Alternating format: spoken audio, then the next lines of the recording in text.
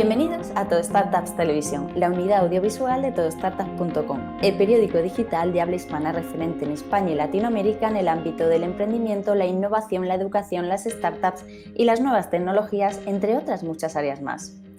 La tecnología humanitaria trabaja en beneficio de las acciones filantrópicas y de colectivos desfavorecidos para la construcción de un mundo mejor. Los proyectos comprometidos con estas causas tienen un carácter creativo e innovador en la aplicación de las nuevas tecnologías. Desde Cruz Roja, cada año promueven el diseño y uso humanitario de esta tecnología a través de sus premios de tecnología humanitaria, donde se dan a conocer proyectos de diferentes categorías con el objetivo de mejorar de forma altruista la sociedad y el mundo en general. COVID Warriors es uno de los premiados de la edición de 2021. Es una asociación sin ánimo de lucro formada por profesionales, altos directivos y mecenas de todos los ámbitos. Su iniciativa es poder interconectar la inteligencia humana en la lucha contra la COVID-19. Sus objetivos son sumar voluntariado, conectar y acelerar proyectos convirtiéndolos en realidades. Entre algunos de estos proyectos podemos encontrar como, por ejemplo, poner un medidor de CO2 en las aulas para no tener que estar siempre con las ventanas abiertas.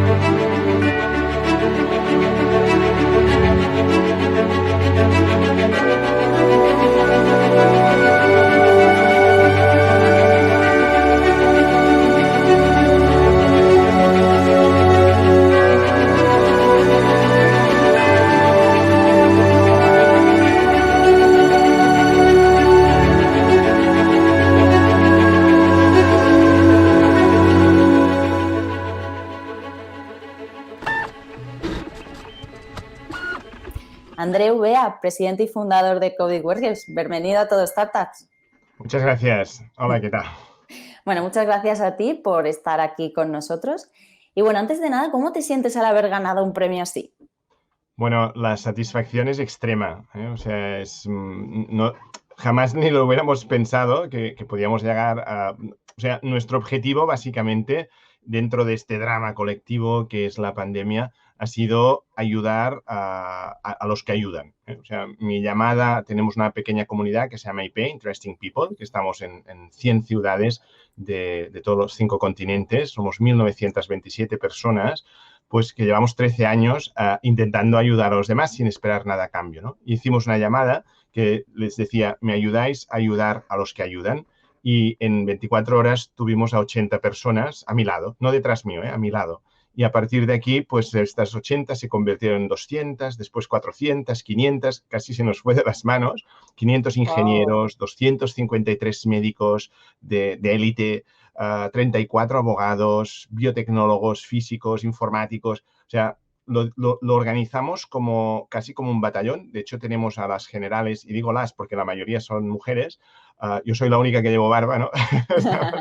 Básicamente, tenemos a un montón de mujeres valientes que además pues, son médicos, que además son ingenieras y que además son grandes lideresas, porque en el fondo esto es liderazgo puro en el estado bonito, ¿no? O sea, éticamente correcto, porque nadie cobra nada. Yo siempre digo, están todos con nosotros porque les doblo el sueldo cada mes, ¿eh? 2 por 0, pues cada mes les vamos doblando el sueldo.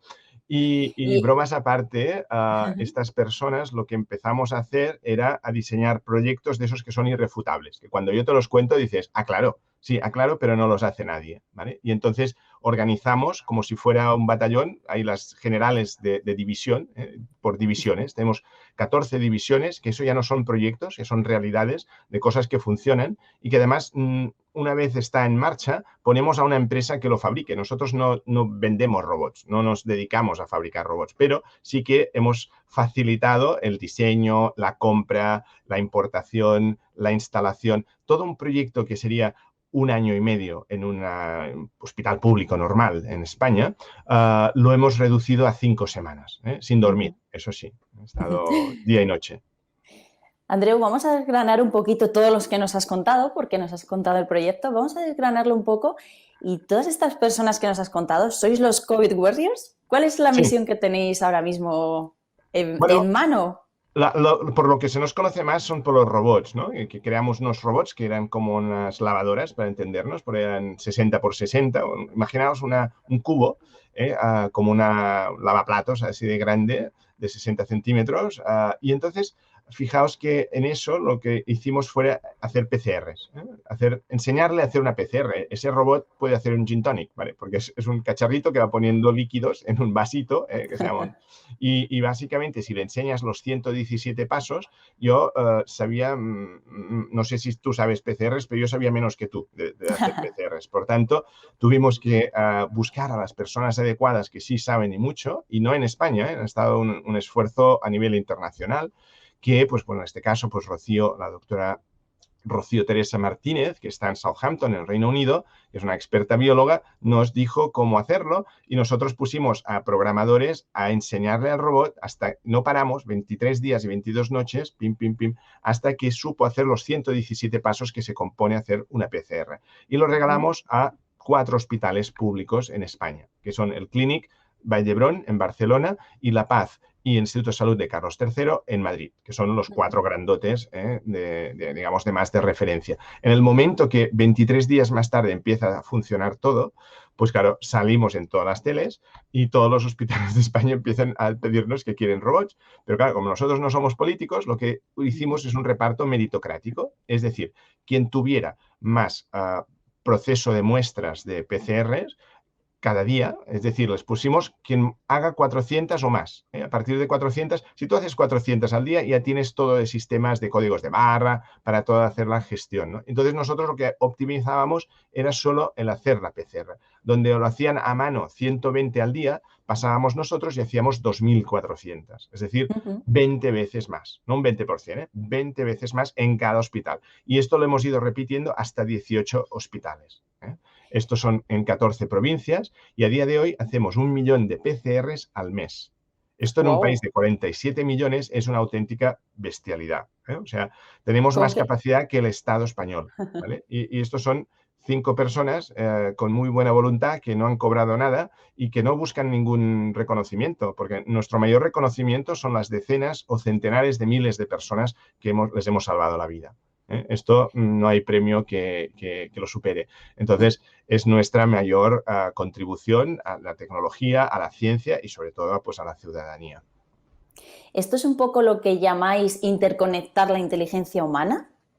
Exactamente. O sea, decís, hay gente que dice, es que hacéis magia. No, es tecnología suficientemente avanzada, ¿no? Cuando tú dices, puedes ir de un punto A a un punto B, solo, ¿no? Un coche que va solo, es magia. No, es tecnología suficientemente avanzada. ¿Por qué? Hay un señor que es Arthur Clarke que dice, toda tecnología suficientemente avanzada es indistinguible de la magia, ¿vale? Pues nosotros hacemos magia. ¿Por qué? Claro. Porque utilizamos, por ejemplo, a día de hoy nos podemos cargar ya al SARS-CoV-2, nuestro común enemigo invisible, nos lo cargamos en 6 minutos. Hemos creado otra robota, porque nuestros robots son chicas, que se llama Asum, y Asum, si miráis Asum con 2 S, Asum y una M final, .tech, T-E-C-H, podréis ver nuestra robota que con pocos, en 20 segundos, a 1 metro de distancia, nos cargamos todas las bacterias, los esporas y hongos. Y para el virus tardamos 6 minutos, ¿vale? Pero nos lo cargamos y lo hemos probado y lo estamos haciendo ahora un paper para enseñarlo a todo el mundo y que nos copien, ¿vale? O sea, vamos al revés de todo el mundo haría, si has hecho esto, paténtalo, ¿no? Pues no, que lo copien. ¿Por qué? Porque si no lo copian, es decir, os pongo un ejemplo, en el peor momento, mis amigos de Ingenieros Sin Fronteras me llamaron desde África y me dijeron, en Ghana y en Guinea, ¿cómo podríamos hacer esto? Digo, mira, comprad esto, la lista de la compra, porque son robots open source y open hardware. Es decir, los puedes comprar las piezas y el sábado lo montas tú.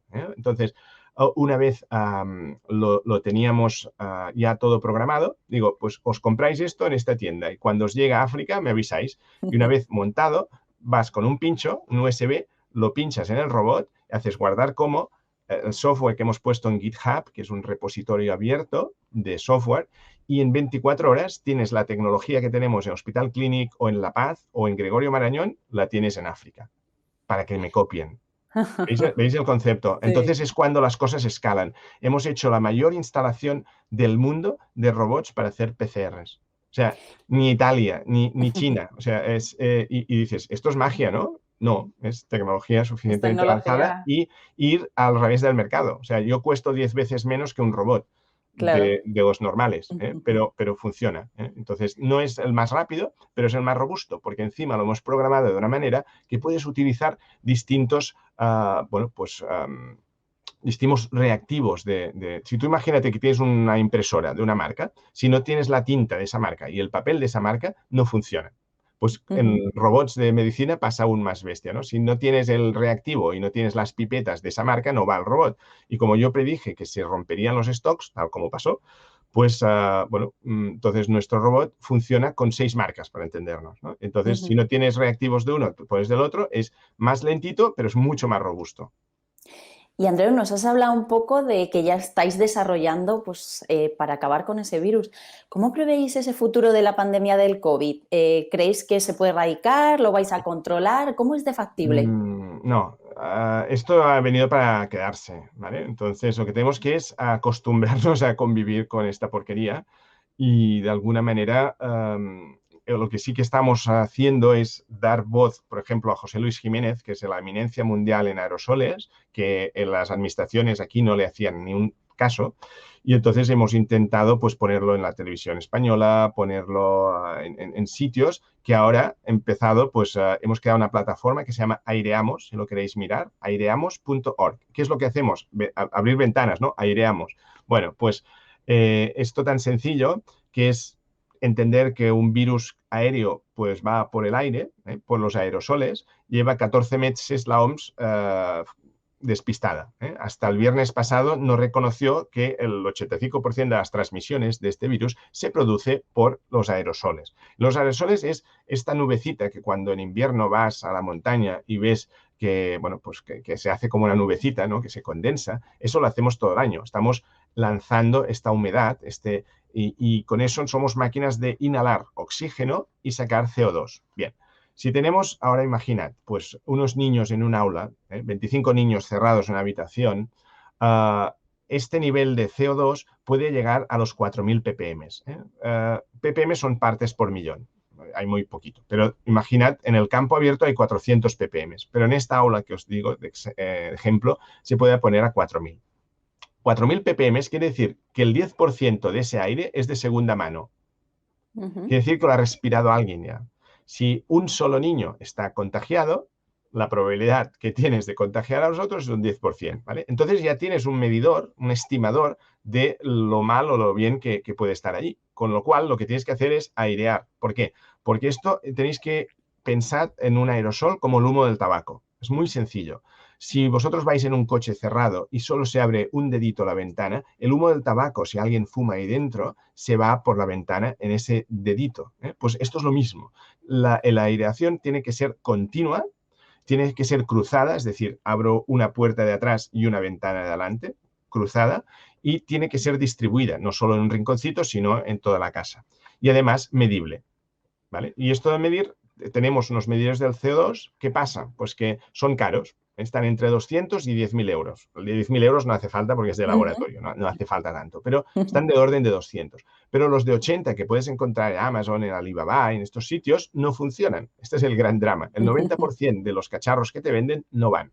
Entonces, ¿qué hemos pensado? Hemos creado una división nueva dentro de los COVID Warriors en la que ya no es solo COVID Warriors, está pues mucha más gente, el CSIC en España, José Luis Jiménez pues, dirigiéndolo, para coger todos estos sistemas o todos estos dispositivos que miden el CO2 y, de alguna manera, compararlos con esos de 10.000 que hemos dicho antes, ¿no? Y ver, calibrarlos y solo recomendamos los buenos. De los malos no decimos nada, pero solo en aireamos.org vais a poder encontrar los que realmente miden, los que realmente se tienen que ir recalibrando, los que funcionan, en resumen.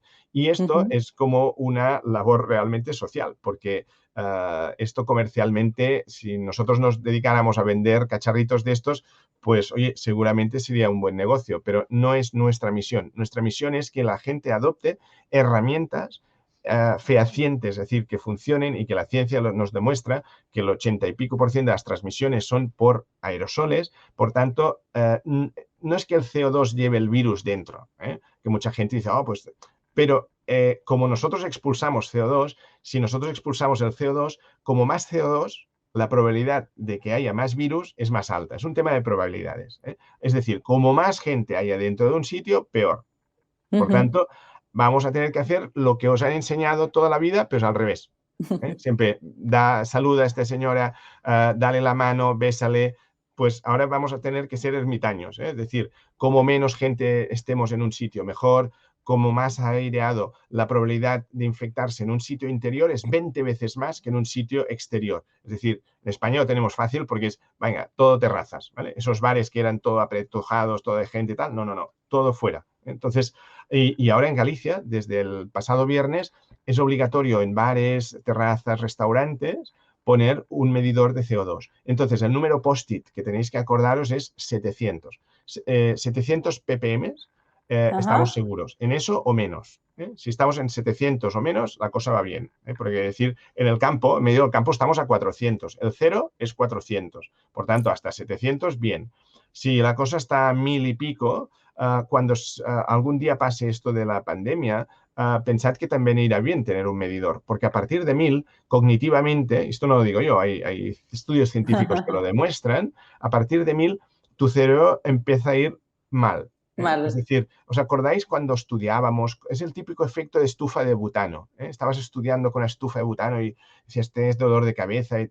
Pues eso es debido a que estás a más de 1.000. Pero es que, claro, hay muchas escuelas que están a 4 o 5.000 en invierno. ¿Por qué? Porque has cerrado. Cuando tú entras, el efecto abuela, ¿no? Que dices, entra en una habitación que acaban de dormir y dice, esto huele a tigre, vamos a ventilar. Esto es, en científico es, si lo huelo es que hay más de 5.000 ppm ahí dentro y por tanto eso te echa para atrás, no huele a tigre, vamos a airear. Esto es de la cultura popular de 1918, las abuelas aún la tienen de la anterior pandemia.